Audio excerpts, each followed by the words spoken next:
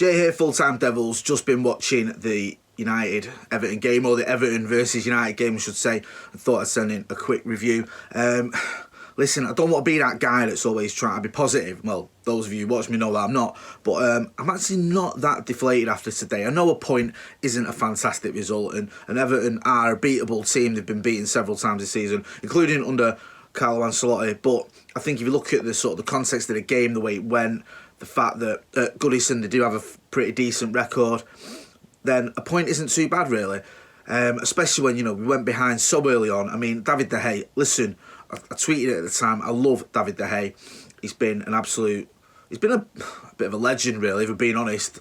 And I don't throw that word around lightly, but, he came in, had a bit of a shaky first season, and then helped win us the league and has won several trophies since then, and has obviously been Player of the Year, I think, 4 years out of 5 or whatever it is. But he's making too many mistakes.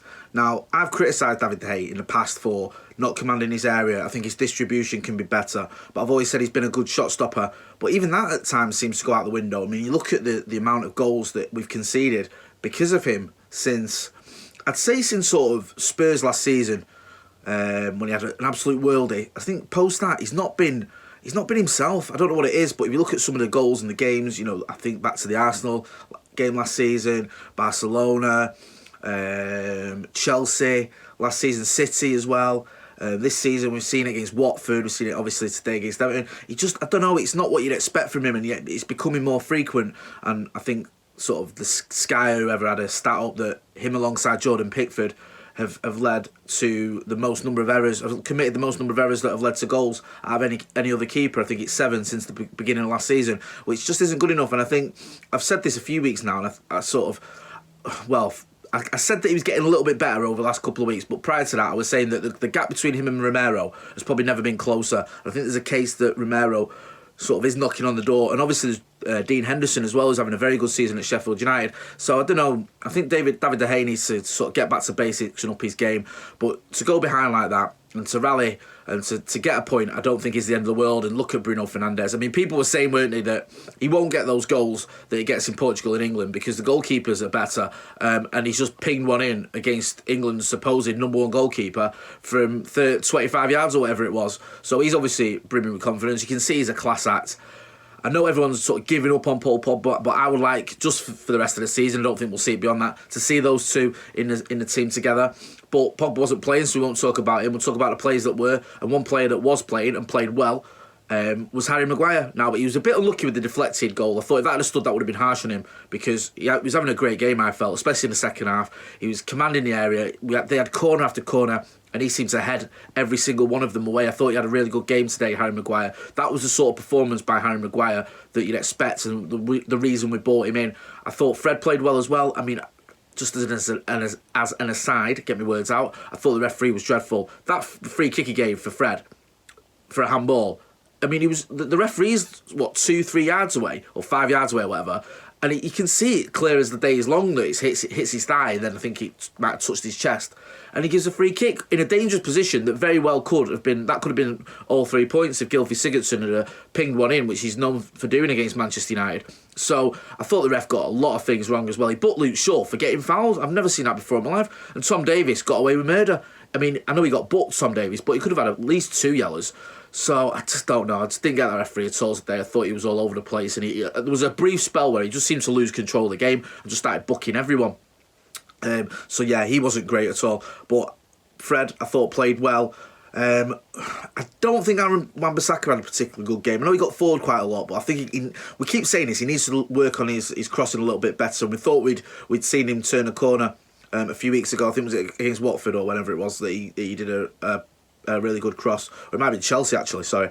But you see, I don't know, he went backwards a little bit, and he even got beat a couple of times, which you don't expect him. He's usually quite solid defensively. Luke Shaw was a little bit better on the left. I've not quite bought into the Luke Shaw is the best left back in England membership just yet, but I felt he did okay today. I felt he did. Victor Lindelof still looks a little bit shaky to me. And I don't know what's going on there, because last season he was my personal player of the year. No, he wasn't everyone else's.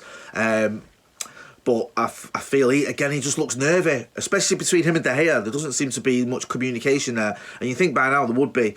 So he wasn't great, but all in all, it wasn't a bad day. Bruno Fernandes played well. At times, maybe he tried to do a little bit more than he should have done, but you can't blame him, especially when you see some of the players around him aren't as attack-minded as he is and weren't at the races as much as he was. Greenwood didn't have a great game, if being honest. And Martial, just coming back from injury, I think everyone was buzzing when we saw he was starting. I certainly was. But you felt it might be a difficult day for him just coming back from injuries. He had a couple of chances, did okay. And he gets criticised. I've seen some tweets saying, like he's playing walking football. I don't really buy into that. I think, look at him, and he tracked back quite a lot as well, and he did a good challenge near the end where just before he got subbed, where he sort of sprinted the full length of the pitch. So I don't think it's his effort. Everyone goes on about this thing with Anthony Martial. It's his effort. I don't necessarily buy into that. I just think he needs to find a little bit of consistency. So yeah, all in all, before the game, if he'd have said, I'll offer you the point, I'd probably said no, because I think coming off the back of the win at Chelsea and the comfortable win at Watford and the hammering of Bruges, albeit against 10 men, you'd have fancied us going to Goodison and getting 3 points. But after 5 minutes, whenever it was, we went 1-0 down. And especially at the end, when they put it in the back of the net for a goal that was disallowed, I think you can't have too many complaints about coming away with a point. Spurs losing, I know Wolves have won, so that means that they're still in the mix. Chelsea dropping points yesterday. We don't take advantage of it, but it's not been a terrible weekend. Not by any stretch of the imagination. I think we're still in with a good chance of top 4. We can see the signs of improvement. You compare that to last season at Goodison, where it was all these low points. So you can see there's been improvement since then, but we've still got some way to go, and hopefully we can kick on. It is a bit of an unbeaten run. I know these sort of stats can be misleading, unbeaten, and when you scratch the surface, it's how many games we've actually won and who those games been about. So I'm not going to get too carried away with that. But we're in a decent bit of form. We just need to build on it, kick on. We've got some big games coming up, the FA Cup, we've got the Derby as well. So let's kick on, try and go for top 4, try and get some silverware, and hopefully, at the end of the season, we'll be feeling a lot better than perhaps we were 5 minutes after kick-off today.